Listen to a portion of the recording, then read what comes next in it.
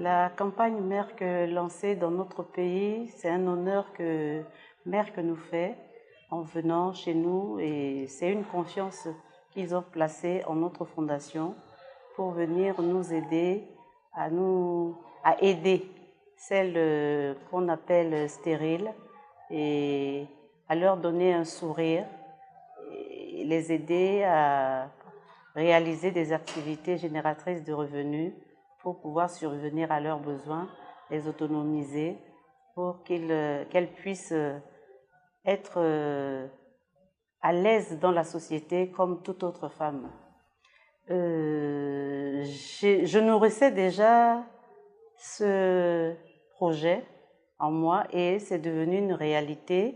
Et c'est à la suite des activités que Merck a bien voulu porter son choix sur mon humble personne et j'ai accepté immédiatement, ce qui a concrétisé mon projet vraiment que je nourrissais.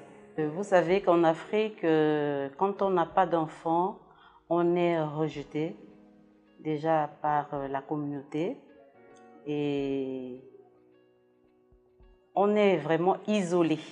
Et c'est un phénomène qui entraîne des conséquences dramatiques, compliquées au niveau, à travers ces femmes qui en souffrent et qu'on n'en parle pas. Ce sont des femmes qui sont comme toutes les autres femmes et elles éduquent mieux même que les parents biologiques. Alors, elles subissent des violences psychologiques et morales, tout genre de violence, même physique. Lorsqu'on avait vu dans le documentaire qu'on avait projeté dans la matinée, vous avez vu que la dame, elle n'était pas victime de stérilité, c'était plutôt son mari. Et le mari n'a pas voulu admettre et lui a coupé les 2 mains. Donc ça, c'est une violence atroce que subissent les femmes stériles. Donc c'est ça qui a fait que nous avons vraiment voulu les aider en leur donnant un peu d'espoir. La stratégie, c'est les médias. Pour la sensibilisation, il n'y a que les médias. La presse écrite, la presse orale et à travers les organisations de campagnes de sensibilisation à travers le pays. Et cela est nécessaire pour essayer de demander à la communauté de ne pas trop stigmatiser ces femmes, d'essayer de réduire la stigmatisation à travers les campagnes que nous allons mener dans les préfectures et à travers le monde en tant qu'ambassadrice dans les pays francophones. Ce que je dirais à la communauté tout entière, c'est de ne pas stigmatiser les femmes stériles et aux jeunes couples de se référer aux spécialistes qui pourront leur donner des conseils, les soigner afin qu'ils puissent avoir l'espoir d'avoir un enfant.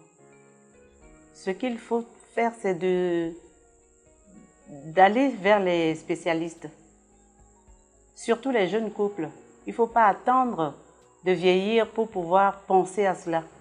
Il faut essayer de s'entendre dans le couple et pour trouver une solution adéquate à leurs problèmes. Parce qu'aujourd'hui, le problème de stérilité est attribué à la femme et injustement. C'est un problème qui touche en ce moment et les hommes et les femmes. Et les hommes ne veulent pas admettre ce phénomène et c'est un tabou pour les hommes. Lui dire qu'il est stérile, c'est un tabou. Les gens n'en parlent pas. Et il faut faire en sorte que les hommes puissent être sensibilisés, les jeunes couples être sensibilisés pour qu'ensemble on trouve vraiment un terrain d'entente dans les couples pour que ce couple qui s'entend a un espoir pour avoir des enfants. Mais ceux qui ne veulent pas admettre et qui jettent la pierre sur les femmes stériles alors qu'elles ne le sont pas réellement toutes, on doit essayer de remédier à ce phénomène. Et on doit sensibiliser plus les couples que la femme seulement. Il faut sensibiliser le couple. C'est les couples qui vont faire des enfants. Ce n'est pas une femme seule ou un homme seul qui va faire des enfants, c'est le couple. Et il faut les prendre à la racine. La racine, c'est-à-dire les jeunes. Il faut commencer dès le début. Et dans les établissements scolaires et partout dans la communauté, on est tous concernés. Il y a la femme,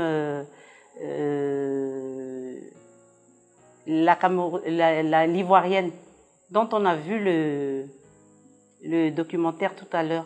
C'est dans sa propre famille qu'elle est vraiment marginalisée, discriminée et tout. Elle est isolée parce qu'à chaque fois qu'il y a une naissance dans la famille, on lui dit on attend ton tour.